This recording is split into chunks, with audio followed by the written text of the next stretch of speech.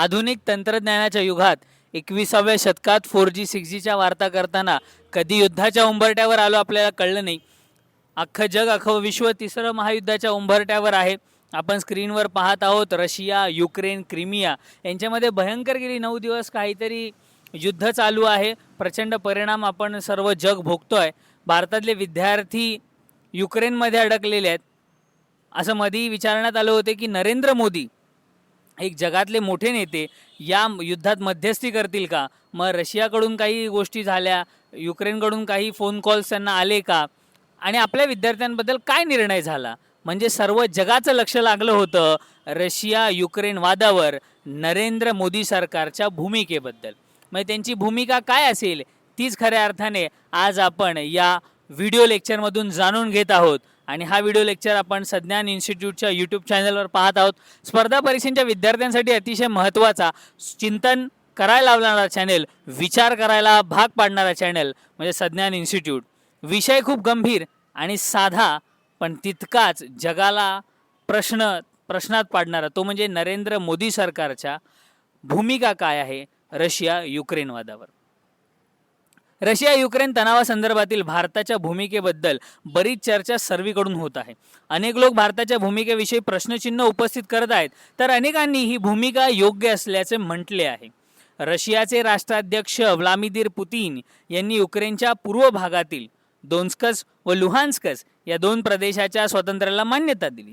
या संदर्भात भारताचे संयुक्त राष्ट्राच्या सुरक्षा परिषदेसमोर मंगळवारी आपली भूमिका मांडली होती.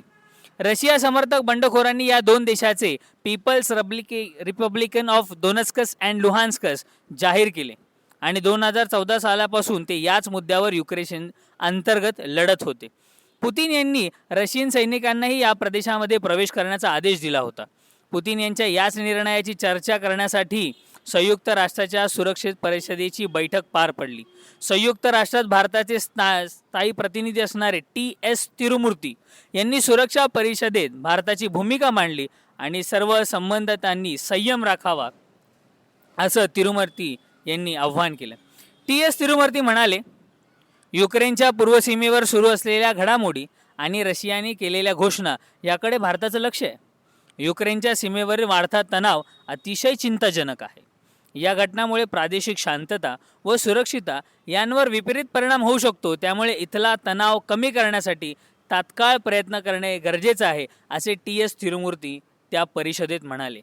एका बाजूला पाश्चिमात्य देश पुतीन यांच्यावर टीकेचा वर्षाव करत आहेत, तर दुसरीकडे भारताने रशियाचा निषेधही केला नाही आणि युक्रेनच्या सार्वभौमत्वाचा कैवारही घेतला नाही.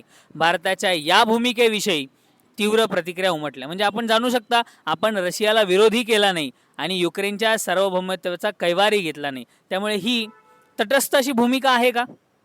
जर भारताने तटस्थ असण्याची प्रतिमा निर्माण केली तर ती का निर्माण केली आहे, त्याच्यामागचं कारण काय?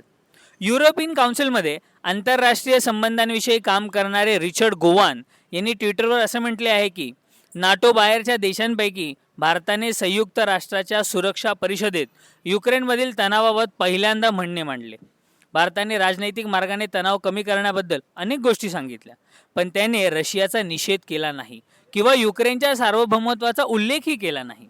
रिचर्ड आपल्या ट्विटमध्ये पुढे म्हणतात, युक्रेन संदर्भात चर्चा करण्यासाठी संयुक्त राष्ट्राच्या सुरक्षता परिषदेमध्ये ते 31 जानेवारीला मतदान झालं.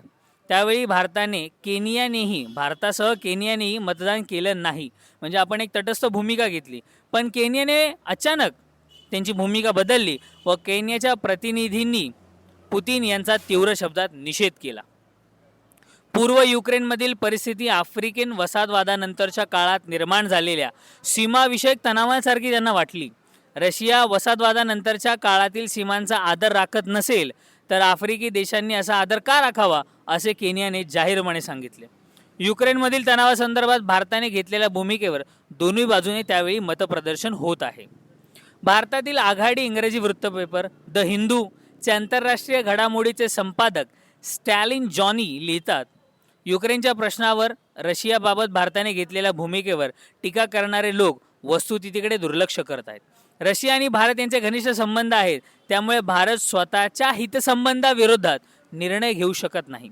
स्टॅनली पुढे म्हणतात, नियमाधारित आंतरराष्ट्रीय व्यवस्थेबद्दल विचार करायचा तर रशियाने क्रिमियावर ताबा घेतला आहे आणि डोनबासला मान्यता दिली आहे. यावर आंतरराष्ट्रीय पातळीवर तीव्र प्रतिक्रिया उमटली.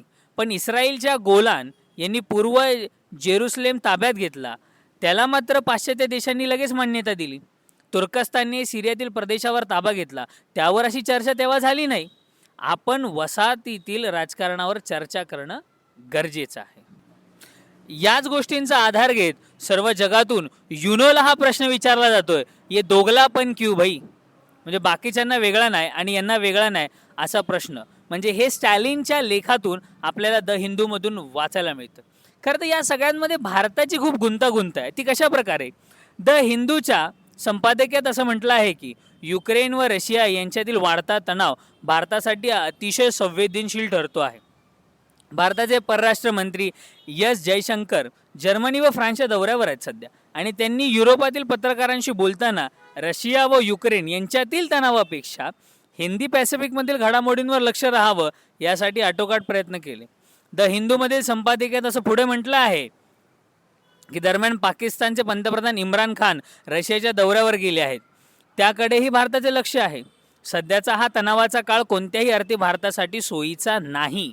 रशियाकडील S-400 क्षेपणास्त्राचा पुरवठा भारताला होतो आहे आणि अमेरिका या संदर्भात भारतावर countering America's adversaries through sanctions act या कायद्यानुसार निर्बंध लागू शकते. या संघर्षामुळे खरं तर भारताची गुंतागुंत ही वाढतच चालली आहे. अमेरिकेतील फॉरेन अफेअर्स या नियतकालिकेने युक्रेन रशिया तणावासंदर्भातील भारताच्या भूमिकेबद्दल एक लेख 22 फेब्रुवारीला प्रकाशित केला. भारताची अलिप्तता अडचणीत असं या लेखाचं शीर्षक आहे.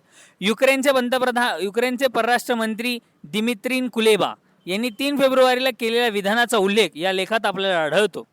अमेरिका व रशिया यांच्यातील भारताची ओढाताण.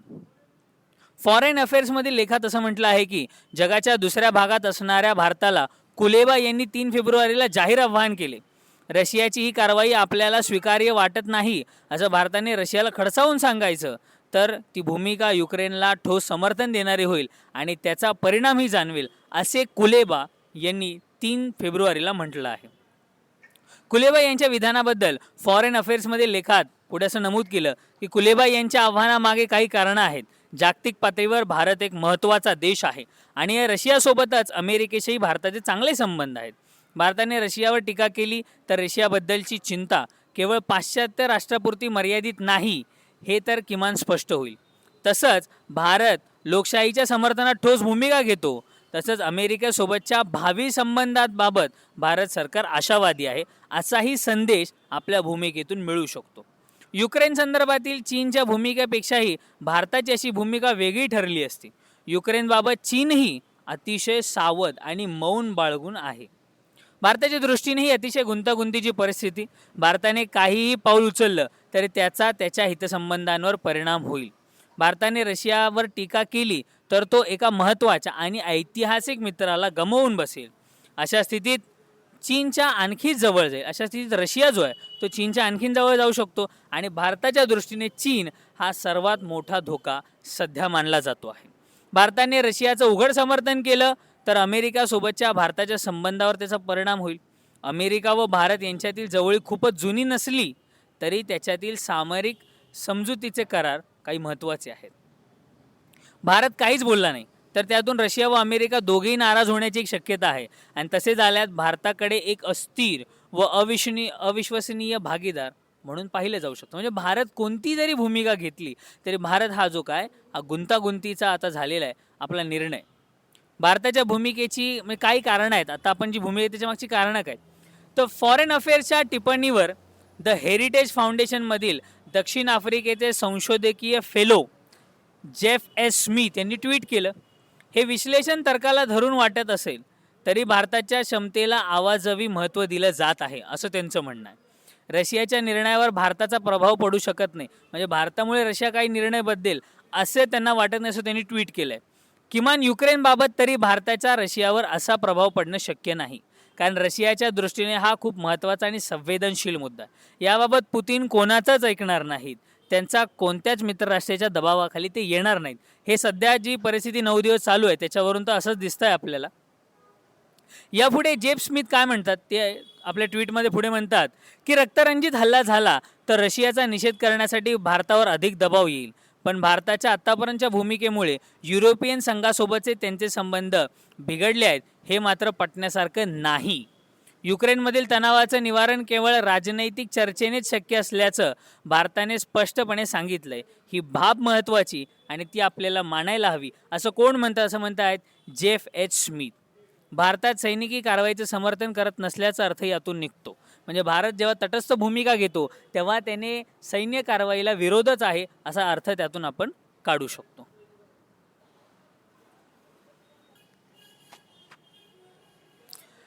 दी ब्रुकिंग इन्स्टिट्यूटमधील सिनियर फेलो तन्वी मदान यांनी भारताच्या भूमिकेसंबंधित काय म्हटलंय त्यांनी आपल्याला समर्थन केलं. त्यांच्या म्हणण्यानुसार युक्रेनमधील तणावाबाबतच्या भारताच्या भूमिकेवर टीका करणारे लोक रशिया व भारत यांच्या संबंधाकडे दुर्लक्ष करत आहेत. तन्वी मदान आपल्या ट्विटमध्ये म्हणतात, भारत व रशिया यांच्या संबंधांना 2 आयाम आहेत. त्यातले एक अधिकृत आयाम आहे, पण दुसऱ्या बाजूबद्दल कोणी चर्चा करत नाहीये. रशिया एक साक्षीदार म्हणून भारतातील सैन्याला तांत्रिक व इतर मदत करत आला आहे, जे बाकीच्या देशांनी केलं नाही. हा या संबंधातील एक सकारात्मक आयाम आहे. आणि याची नकारात्मक बाजू अशी की चीन बाबतीत आंतरराष्ट्रीय पातळीवर रशिया भारताच्या हितसंबंधांना बाधा पोचवू शकतो. रशिया आपले समर्थक असू शकतो किंवा हितसंबंधांना बाधा पोचू शकतो असा भारताचा दृष्टिकोन आहे. त्यामुळे रशियाचं अधिकाधिक समर्थन मिळावं आणि त्यांच्याकडून विरोध होऊ नये अशी भारताची कायमची भूमिका राहिली आहे. तन्वी मदान पुढे लिहितात, सैनिकी सामग्रीच्या म्हणजे आपण जे सामग्री देतो जी आपल्याला मिळते रशियाकडून त्याबाबत रशिया भारताचं नुकसान करू शकते.